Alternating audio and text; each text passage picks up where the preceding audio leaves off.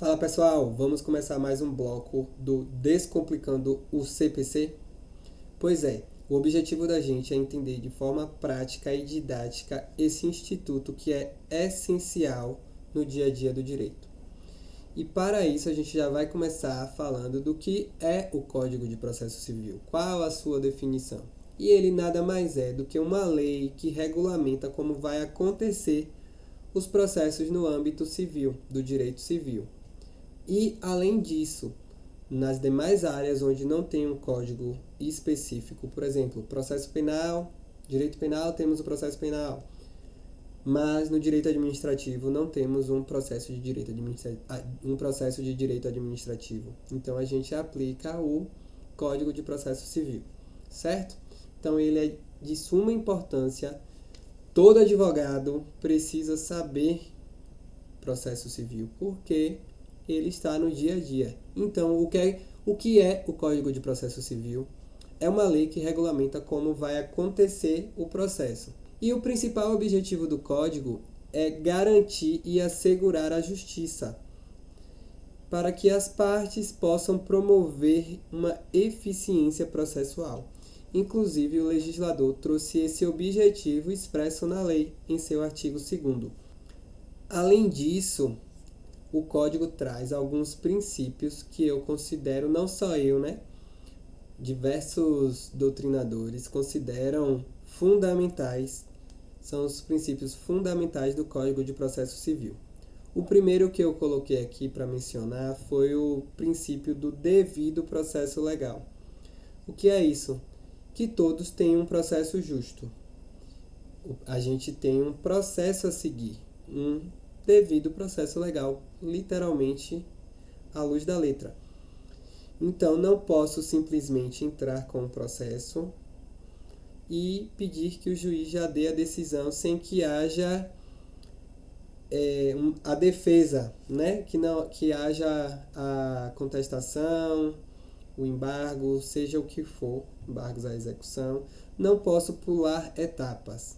Então, ninguém pode ser privado do seu direito. Eu não posso privar o direito do réu de se defender no processo e já pedir que o juiz dê a decisão.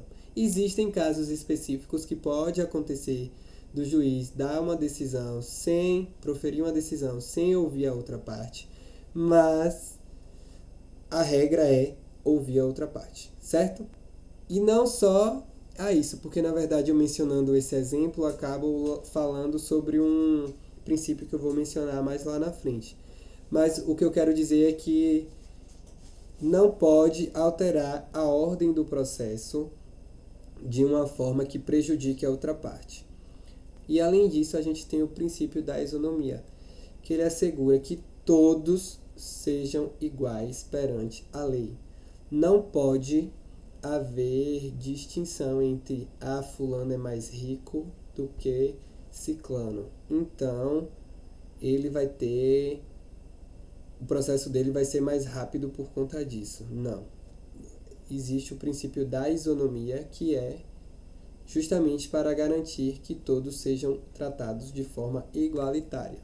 Além desses dois princípios, vem o princípio do contraditório e ampla defesa, que era o que eu comecei a falar como exemplo, no devido processo legal. Eu quis dizer que o juiz não poderia pular etapas, ao invés de mandar o réu se defender, já proferir uma sentença. Se o juiz faz isso, além dele estar ferindo o princípio do devido processo legal, ele está ferindo esse outro princípio, que é o do contraditório e ampla defesa. Ele precisa oportunizar a outra parte falar no processo, se defender no processo. Então, aí ele violaria dois princípios. E, por fim, temos o princípio da publicidade. Antes de falar o próximo princípio, não esquece de se inscrever no canal e deixar seu like. Por fim, temos o princípio da publicidade, que diz que todos os atos processuais devem ser públicos. Qualquer pessoa pode ter acesso, exceto nos casos previstos em lei, quando o processo tem que tramitar em segredo de justiça, naqueles casos em que envolve menor. Entender esses princípios é essencial para qualquer pessoa que vai lidar com o sistema judiciário, porque ele faz com que o processo aconteça de uma forma justa. E além dos princípios fundamentais, precisamos falar também sobre jurisdição, ação e processo. Qual o seu conceito, quais as diferenças, mas isso vai ficar para uma próxima aula.